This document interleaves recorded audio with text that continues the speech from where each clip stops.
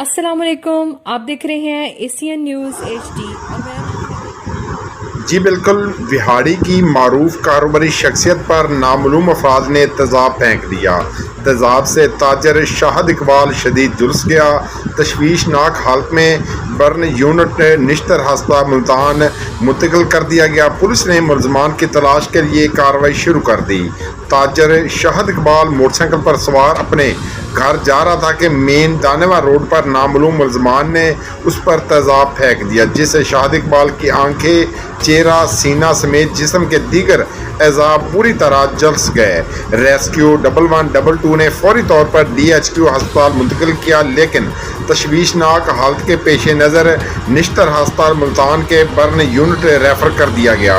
Police थाना दानेवाल ने शवायद की बुनियाद पर मुलजमान की गिरफ्तारी के लिए मजीद कार्रवाई का आगाज़ कर दिया है। जी, मज़ीद खबरों और अपडेट से बाखबर रहने के लिए देखते रहिए एशियन न्यूज़ HD।